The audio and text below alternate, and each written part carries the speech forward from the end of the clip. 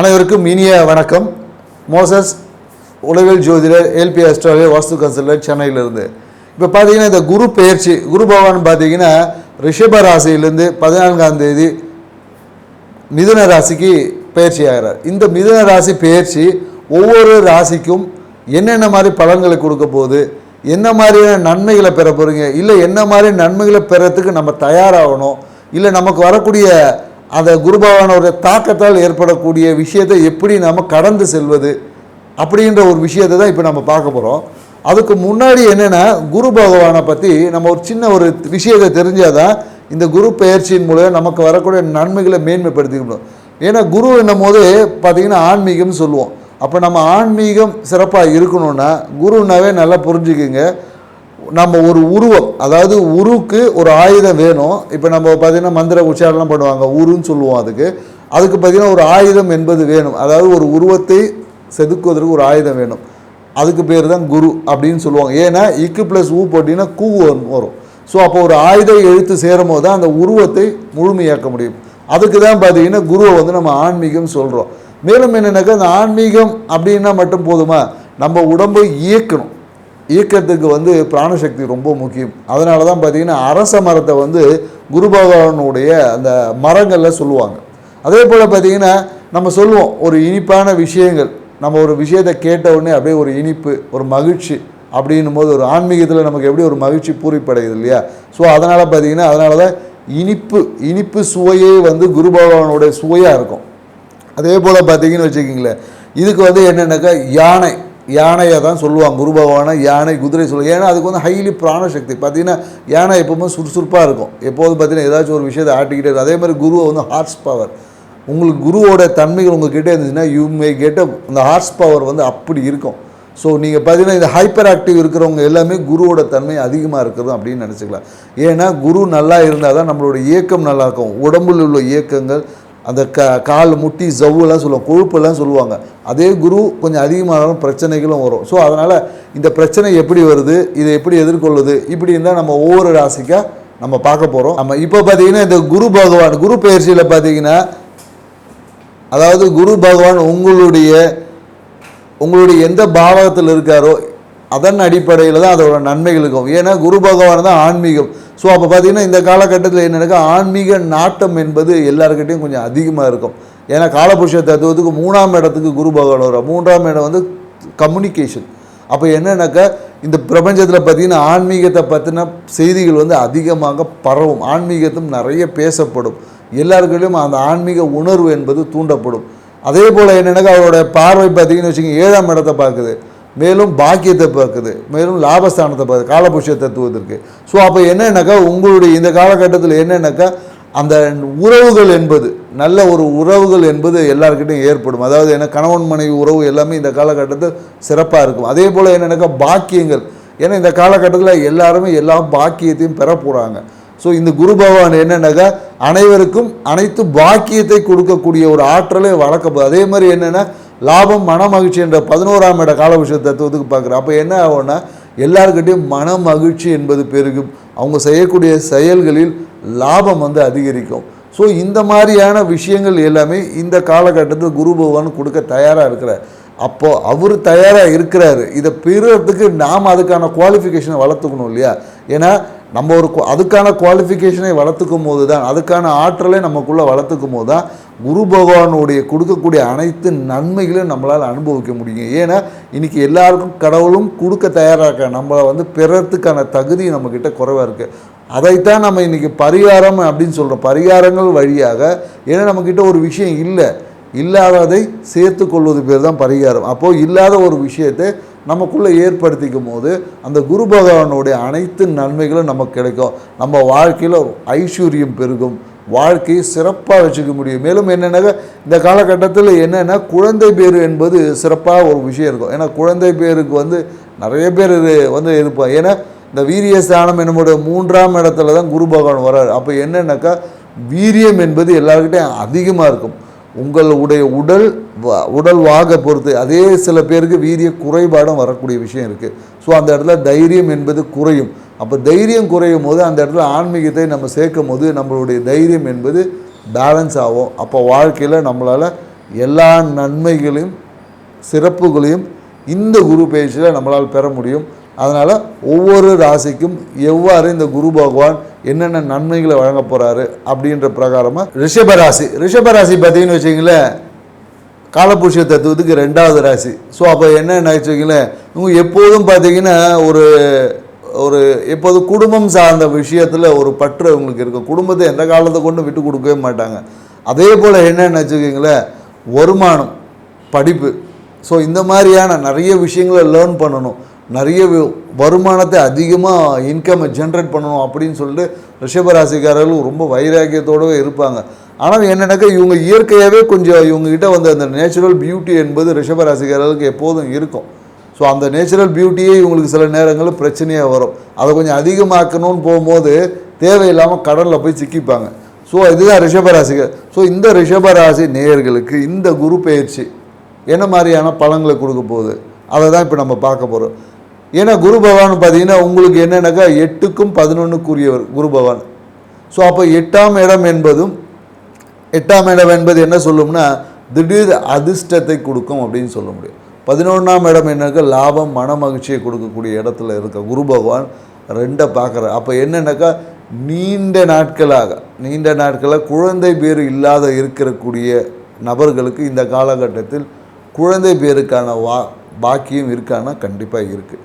So அது மருத்துவ சிகிச்சையின் வழியாக குழந்தை பேரு என்பது இந்த காலகட்டத்தில் ரிஷபராசிக்காரர்களுக்கு உறுதியாக இருக்குதுன்னு சொல்ல முடியாது. அதே போல் என்னென்னாக்கா உங்களுடைய 6ஆம் இடத்தை குரு பகவான் பார்க்குறார். ஸோ அப்போ 6ஆம் இடம் பார்க்கறது போது அவர் என்ன பண்ணுவாருன்னு பார்த்தீங்கன்னா வருமானத்தை கடனை அடைக்கவே செலவு பண்ணுவீங்க. நீங்கள் பெரும்பாலும் என்னென்னாக்கா உங்களோட வருமானம் என்பது கடனை அடைப்பதற்காக இருக்குது. ஏற்கனவே நீங்கள் ஒரு கோல்டு லோன் வாங்கியிருப்பீங்க, இந்த காலத்தை வருமானம் அந்த கோல்டை மீட்கலாம் அப்படின்ற ஒரு விஷயத்தில் உங்களுடைய செலவுகள் என்பது இருக்கும். ஸோ மேலும் என்ன உங்கள் 8ஆம் இடத்தை பார்க்க இந்த காலகட்டத்தில் என்னென்னா 8ஆம் இடத்தை பார்க்கும்போது ஏற்கனவே இந்த வம்பு வழக்கு இந்த மாதிரியான சிக்கலில் இருக்கக்கூடியவங்களுக்கு பார்த்தீங்கன்னா அந்த அமௌண்ட் வந்து செட்டில்மெண்ட்டுக்கு வரும். ஏற்கனவே தீராத பிரச்சனை ஏதாவது வம்பு வழக்கில் இருக்கக்கூடிய ரிஷபராசி நேயர்களுக்கு திடீர் அதிர்ஷ்டம் முடியாது அப்படின்னு நினச்சி தூக்கி போட்ட விஷயம் திடீர்னு பார்த்தீங்கன்னா வச்சுக்க எங்கேருந்து வந்துச்சுன்னே தெரியாது. திடீர்னு ஒரு பொருளாதார வரவு வரும். அது எங்கன்னு வச்சுக்கிங்களேன் அம்மாவோடைய பூர்வீகம் சார்ந்த இடத்துலேருந்து ஒரு வருமானத்தை பெற்றுத்தரக்கூடிய விஷயமா இந்த காலகட்டம் இருக்குது. ஸோ அம்மாவுடைய பூர்வீகத்தில் எப்போ தாத்தாவை ஏதோ ஒரு சொத்து வாங்கி வச்சுருப்பாங்க, திடீர்னு பார்த்தீங்கன்னா அது நல்ல ரேட்டுக்கு போய் திடீர்னு பார்த்தீங்கன்னா அதை சொல்லலாம். ஏன்னா 8ஆம் இடம் என்பது திடீர் அதிர்ஷ்டம், அதனால தான் திடீர்னு நம்ம சொல்கிறோம். ஸோ அந்த திடீர் அதிர்ஷ்டம் வழியாக உங்களுக்கு பொருளாதார வரவு என்பது உங்களுடைய பேங்க் பேலன்ஸில் அது கொஞ்சம் கூடும். அதே போல் என்னென்னாக்கா இந்த காலகட்டத்தில் தங்கம் வாங்கி கொஞ்சம் மன மகிழ்ச்சியை ஏற்படுத்திக்கக்கூடிய விஷயமா இருக்குது. தங்கத்தை வாங்கக்கூடிய வாய்ப்பு இருக்குது. தங்கத்தை பார்க்கும் போதே ஒரு என்ன சொல்லுது இனம் புரியாத ஒரு மகிழ்ச்சி என்பது ஏற்படும். அப்போ நீங்கள் என்ன பண்ணலாம் அப்படின்னு பார்த்தீங்கன்னா ஒன்றுமே இல்லை, நீங்கள் உங்களுடைய பெட்ரூமில் இது ரிஷபராசிக்காரர்களுக்கு யார் வேணாலும் பண்ணலாம்.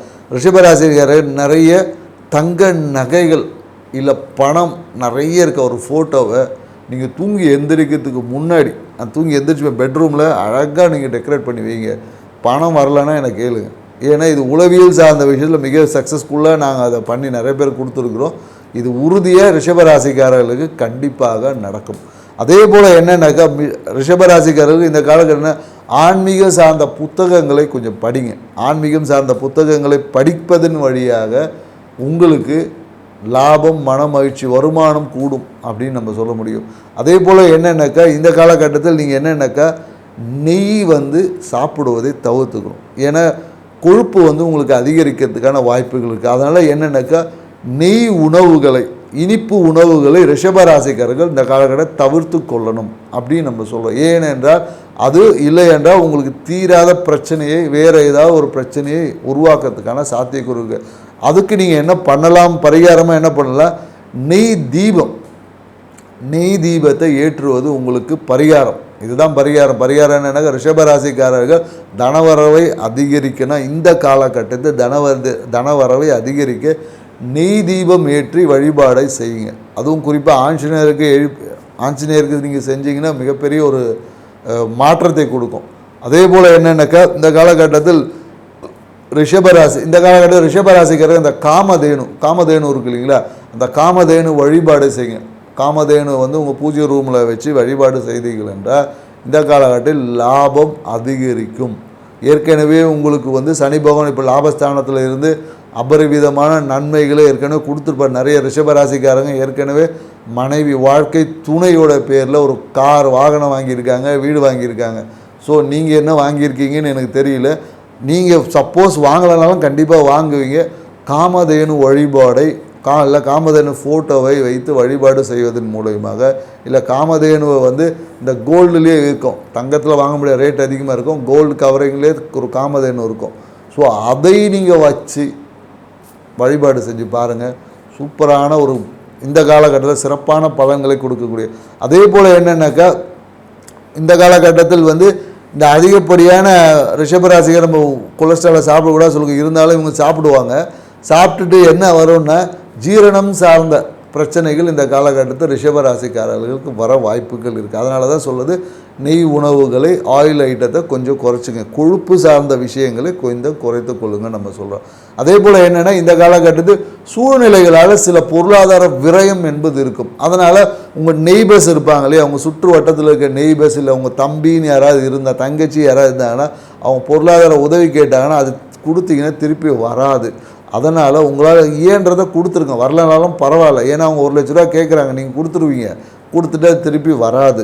ஸோ அப்புறம் தேவையில்லை மனஸ்தாபம். அப்போ அதுக்கு உங்களால் ஏன்றது ஒரு 5000 அப்படின்னு கொடுத்து வரலனாலும் பரவாயில்லன்ற எந்த அமௌண்ட்டை நீங்கள் ஃபிக்ஸ் பண்ணுறீங்களோ அதை உங்களோட நெய்பர்ஹுட்டு இல்லை உங்கள் தம்பின்னு சொல்லக்கூடியவர்களுக்கு விரயமாக போட்டோம் அப்படின்னு கொடுத்துருங்க. அதே போல் என்னென்னாக்கா ஏற்கனவே உங்களுக்கு ஜீரண குறைபாடு வரும்னு சொல்ல, அப்போது இந்த காலகட்டத்தில் மனைவியோட அக்கௌண்ட்டை யூஸ் பண்ணுங்கள். மனைவியோட அக்கௌண்ட்டை யூஸ் பண்ணதன் மூலமாக மறைமுக வருமானங்களை ஈட்ட முடியும் நம்ம சொல்ல முடியும். ஏன்னா மனைவியோட அக்கௌண்ட்டை யூஸ் பண்ணி, இல்லை வாழ்க்கை துணையோட அக்கௌண்ட்டை யூஸ் பண்ணுங்கள். உங்களுக்கு ஒரு மறைமுக வருமானம் என்பது இருக்குது. தொழில் சார்ந்த விஷயம் வந்து சூப்பராக இருக்கும். ரிஷபராசிக்காரர் இந்த காலகட்டத்தில் இருந்தீங்கன்னா உங்களுக்கு தொழிலில் ப்ரமோஷன் கன்ஃபார்ம். ப்ரமோஷனோடைய இன்க்ரிமெண்ட்டும் நீங்கள் எதிர்பார்த்த அந்த இன்க்ரிமெண்ட்டோட வேணால் நீங்கள் எடுத்து பாருங்கள். உங்களுக்கு வந்து எப்படியும் ரேட்டிங் நிறைய பேருக்கு 3% போட்டிருப்பாங்க. எல்லாருக்குமே 3% to 5% வரையும் போடுவாங்க. ஏன்னா எல்லாருக்குமே அந்த என்ன சொல்லுவாங்க, அந்த குரு பகவானோட 3 எண் இருக்கும் இல்லையா, அந்த அந்த அந்த தன்மையில் உங்களுக்கான அமௌண்ட் வந்து இன்க்ரீஸ் ஆகும். 3000 30,000 அப்படின்ற லெவலில், இல்லை 3 lakhs அந்த மாதிரி என்ற விஷயங்களில் உங்களுக்கு. ஏன்னா குரு பகவான் 5ஆம் இடத்துல இருக்குது. அப்போ 3 5 ரேட்டிங், சில பேருக்கு 5 கூட வருவதற்கு வாய்ப்புகளும் அதிகம். ஸோ அதனால் இந்த மாதிரியான விஷயங்களில் இல்லை 3க்கு மேலே 5க்கு வச்சுக்கிங்களேன். ஸோ அந்த மாதிரியான ரேட்டிங் வந்து உங்களுக்கு ப்ரொமோஷன் வரும். ப்ரொமோஷனோட இன்க்ரிமெண்ட்டும் உறுதியாக இந்த காலகட்டத்தில் வருவதற்கான வாய்ப்புகள் இந்த இது எல்லாமே நம்ம சொல்லி. ஸோ அப்போ இதையெல்லாம் பெறுவதற்கான நமக்குள்ள ஒரு ஆற்றலை நம்ம வளர்த்துக்கணும் இல்லையா. ஸோ அதை தான் நம்ம சொல்கிறோம், அதை தான் நம்ம இங்கே ஆன்மீகம் அப்படின்னு நம்ம சொல்லுவோம். அப்போது இந்த காலகட்டத்தில் நீங்கள் என்ன பண்ணணும், ஏன்னா குறிப்பாக ரிஷபராசிக்காரங்களோட வீட்டில் பார்த்தீங்கன்னா இந்த டைமில் குரு வழிபாடு கொஞ்சம் வரும். ஆனால் குரு வழிபாடு இந்த காலகட்டத்தில் உங்களுக்கு அவ்வளோ நன்மைகளை கொடுக்காது அப்படின்னு நம்ம சொல்ல முடியும். அதுக்கு பதிலாக நீங்கள் குருமார்கள் இடத்துல போய் ஒரு ஆசீர்வாதத்தை வாங்கிங்க. ஏன்னா நிறைய ரிஷபராசிக்காரர்கள் குரு வழிபாடு செய்வாங்க. குரு வழிபாடு இந்த காலகட்டத்தில் கொஞ்சம் அந்த அளவுக்கு உங்களுக்கு எதிர்பார்த்த பலன்களை கொடுக்காது. ஸோ அப்படி பலன்களை கொடுக்கணும் அப்படின்னீங்கன்னா நீங்கள் காலை உணவை 8 மணிக்கு சாப்பிடணும். இல்லை என்றால் குரு வழிபாடு உங்களுக்கு பலனை கொடுக்க. ஏன்னா குரு என்பது காலை உணவுக்கும் குரு பகவானுக்கும் மிகுந்த நெருக்கம் இருக்குது. அது மருத்துவ ஜோதிடத்தில் இருக்குது. ஸோ மருத்துவ ஜோதிடம் தெரியும் போது உங்களுக்கு அதை புரிதல் கிடைக்கும். ஸோ காலை உணவு குருவோட தன்மைகளை வலுவாக்கும். அதே உணவை நீங்கள் 9 மணிக்கு சாப்பிட்டீங்கன்னா அதே குருவோடைய ஆற்றலை குறைத்து விடும். அப்போது கடன்காரனாக ஆகும் போது நீங்கள் பார்த்தீங்கன்னா நிறைய லோனில் இருக்கக்கூடிய நபர்கள் 10 மணிக்கு சாப்பிட்றவங்க எல்லாமே கடன்காரனாக இருப்பாங்க. இல்லை மன அழுத்தம், நிறைய பெண்களுக்கு இன்றைக்கி மன அழுத்தம் இருக்குது. அதுக்கு காரணம் அவங்களோட காலை உணவு தான். குரு எங்கே இருக்கோ அது அழுத்தத்தை ஏற்படும். அதே குரு நல்லா இருந்துச்சா உங்கள் வாழ்வை மேன்மைப்படுத்தும். ஸோ இந்த விஷயம் நம்ம சொன்னது அனைவருக்கும் பொருந்தும். முடிஞ்சால் நீங்கள் ஃபாலோ பண்ணி பாருங்கள். ஸோ உங்களுக்கு உங்களோட ஐஸ்வர்யத்தை பெருக்குவதற்கு நம்ம ஏற்கனவே சொல்லிட்டோம், காமதேனு வழிபாடை பார்க்கும். உங்களோட குழந்தைகளுக்கு தேவையான நன்மைகளை கொடுப்பதன் மூலம். ஏன்னா குரு பகவான் வந்து குழந்தைகள், குரு ஸோ அப்போ உங்களோட குழந்தைகளை நீங்கள் மகிழ்ச்சியாக வச்சுக்கிறதே ஒரு மிகப்பெரிய பரிகாரம். ரிஷபராசிக்கு குழந்தைகளோட ஆசைகளை நீங்கள் நிறைவேற்றி கொடுங்க, உங்களோட லாபம் பெருகும். குழந்தைகளுக்கு பிடிச்ச விஷயம், குழந்தைங்க எப்படியும் பார்த்தீங்கன்னா தேவையில்லாதான் கேட்கும், இருந்தாலும் அதையும் வாங்கி கொடுங்க, ஒன்றும் இல்லை, உங்களுக்கு வருமானம் பெருகும், லாபம் அதிகரிக்கும். ஸோ இல்லை என்றால் அவங்களுக்கு சொல்லி புரிய வச்சு அவங்களுக்கு தேவையான விஷயத்தை எது அவங்களுக்கு மகிழ்ச்சியை கொடுக்குமோ உங்களோட குழந்தைகளுக்கு அந்த விஷயத்தை நீங்கள் செய்வது இந்த காலகட்டத்தில் மிகப்பெரிய ஒரு பரிகாரம். அப்படி இல்லை என்றால் ஹெர்பலில் இருக்கக்கூடிய அந்த ஹெர்பல் பல்பொடி இதை போட்டு பல்லு தேய்ச்சிக்கினாலும் உங்களுடைய ஐஸ்வர்ய லாபம் கூடும். ஸோ இந்த பரிகாரத்தை செய்வதன் வழியாக ரிஷபராசிக்காரர்கள் இந்த குரு பயிற்சியை மேன்மையாக்கிக்க முடியும். மீண்டும் நாம் நேரம் ஒரு தகவலோடு சந்திப்போம். நன்றி, வணக்கம். ஸ்ரீ குபேரன் டிவியை பார்த்தமைக்கு நன்றிகள். மேலும் இது போன்ற தகவல்களை தெரிந்து கொள்ள ஸ்ரீ குபேரன் டிவியை சப்ஸ்கிரைப் செய்யுங்கள். மறக்காமல் பெல் ஐக்கானை கிளிக் செய்யுங்கள்.